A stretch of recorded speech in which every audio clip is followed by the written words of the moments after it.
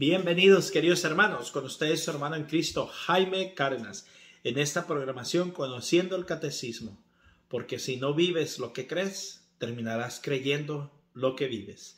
Empezamos en el nombre del Padre, del Hijo y del Espíritu Santo. Amén. Señor, te damos las gracias por este día. Nos ponemos ante tu presencia, Señor. Danos, Señor, la serenidad de nuestro espíritu y nuestra alma para saber y poder comprender lo que dice nuestra Madre la Iglesia a través de su doctrina. En el nombre del Padre, del Hijo y del Espíritu Santo. Amén. Pues vamos a continuar, queridos hermanos, con el numeral capítulo 66. La economía cristiana, por ser alianza nueva y definitiva, nunca pasará. Ni hay que esperar otra revelación pública antes de la gloriosa manifestación de nuestro Señor Jesucristo. Sin embargo, aunque la revelación esté acabada, no está completamente explicitada. Corresponderá a la fe cristiana comprender gradualmente todo su contenido en el transcurso de los siglos. O sea que, mis hermanos, ya no hay verdad, ya no hay más revelación. Todas estas nuevas sectas que nacen con una nueva revelación vienen del enemigo, vienen de Satanás, vienen de la carne, pero no vienen de Dios. Ya la verdad está revelada.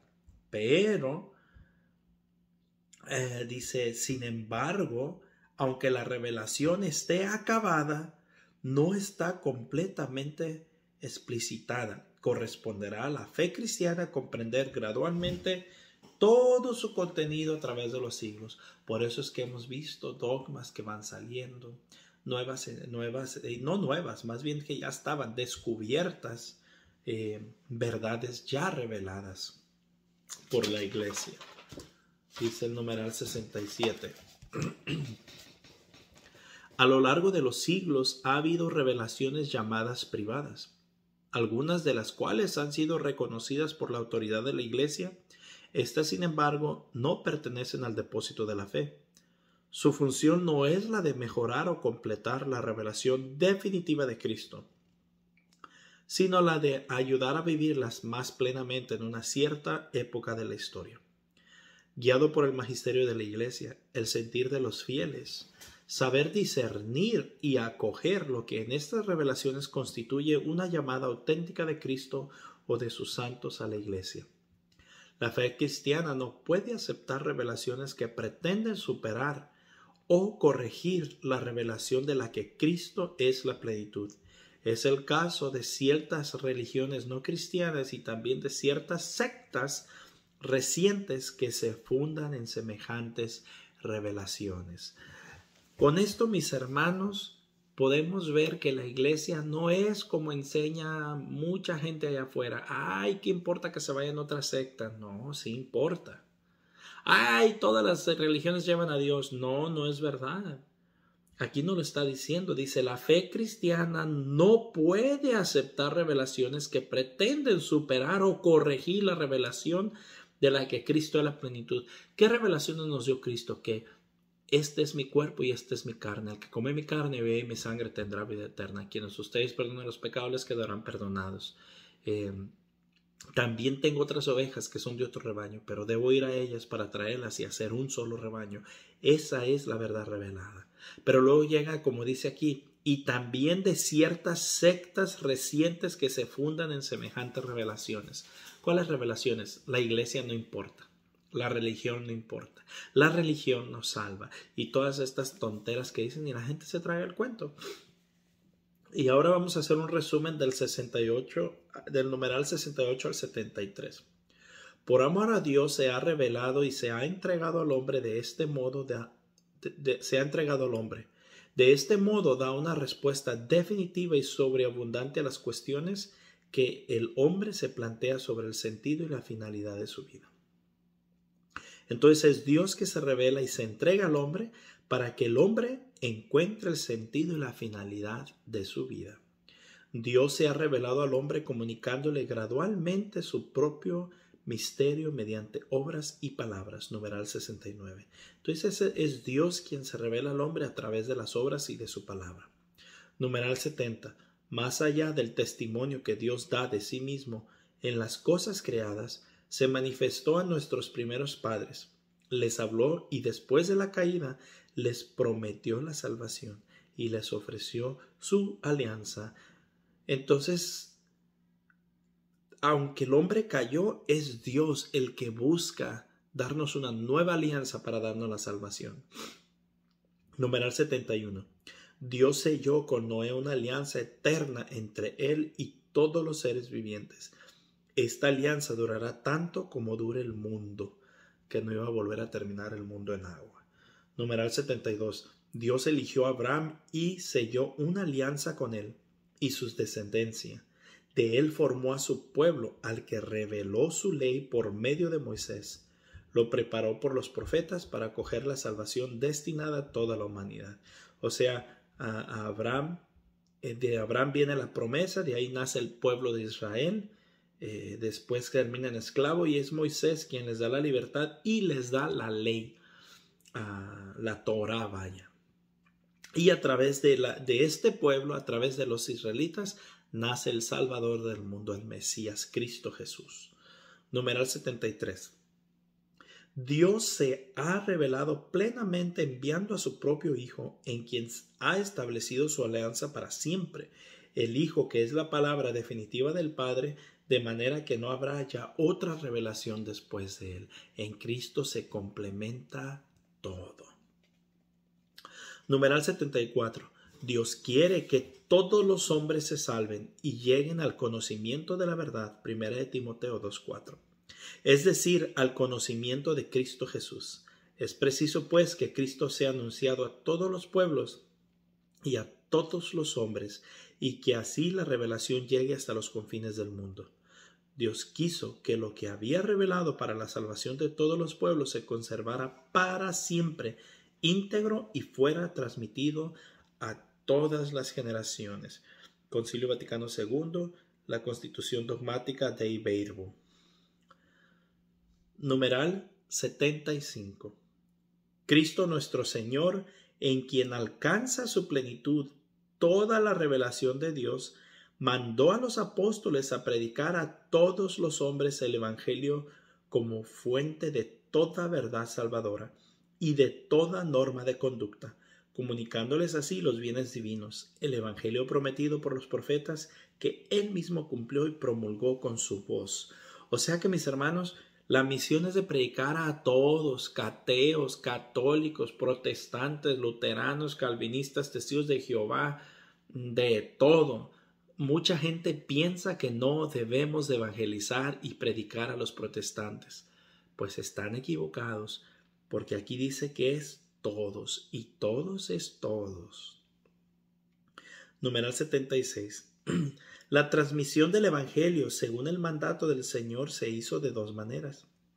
Oralmente, los apóstoles con su predicación, sus ejemplos, sus instituciones, transmitieron de palabra lo que habían aprendido de las obras y de las palabras de Cristo y lo que el Espíritu Santo les enseñó por escrito.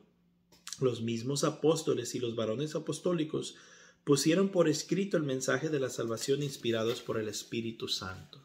O sea que, mis hermanos, nosotros tenemos la tradición oral y la tradición escrita. El hermano protestante solamente se queda con la tradición escrita. Numeral 77. Para que este evangelio se conservara siempre vivo y entero en la iglesia, los apóstoles nombraron como sucesores a los obispos, dejándoles sus cargos en el magisterio. En efecto, la predicación apostólica expresada de un modo especial en los libros sagrados se ha de conservar por transmisión continua hasta el fin de los tiempos. A esto le llamamos la sucesión apostólica, que ha ido por 2000 años ya, donde se quedan muy, muy cortos nuestros hermanos no católicos. Numeral 78. Esta transmisión viva, llevada a cabo en el Espíritu Santo, es llamada la tradición en cuanto distinta de la Sagrada Escritura, aunque estrechamente ligada a ella. Por ella, la Iglesia con su enseñanza, su vida y su culto, conserva y transmite a todas las edades lo que es y lo que cree. Las palabras de los santos padres atestiguan la presencia viva de esta tradición, cuyas riquezas van pasando a la práctica y a la vida de la Iglesia que cree y ora. O sea que ese mensaje se va pasando a nosotros de generación en generación. Numeral 79. Así la comunicación que el Padre ha hecho de sí mismo por su Verbo en el Espíritu Santo sigue presente y activa en la Iglesia. Dios, que habló en otros tiempos, sigue conversando siempre con la esposa de su Hijo amado. Así el Espíritu Santo, por quien la voz viva del Evangelio resuena en la Iglesia y por ella en el mundo entero, va introduciéndose a los fieles en la verdad plena y hace que habiten ellos incesantemente la palabra de Cristo. Mis hermanos, aquí nos está diciendo que la voz o que Dios sigue conversando con su iglesia, no con sus iglesias, con su iglesia, no iglesias. Numeral 80. La tradición y la Sagrada Escritura están íntimamente unidas y compenetradas, porque surgiendo ambas de la misma fuente, se funden en cierto modo y tienden a un mismo fin. Una y otra hacen presentes y fecundo en la Iglesia el misterio de Cristo, que ha prometido estar con los suyos para siempre hasta el fin del mundo. Esa promesa que nosotros pasamos diciendo, que por cierto les cae bien gorda a nuestros hermanos no católicos, porque si la entendieran y la vivieran, tendrían que regresar a la fe católica. Numeral 81.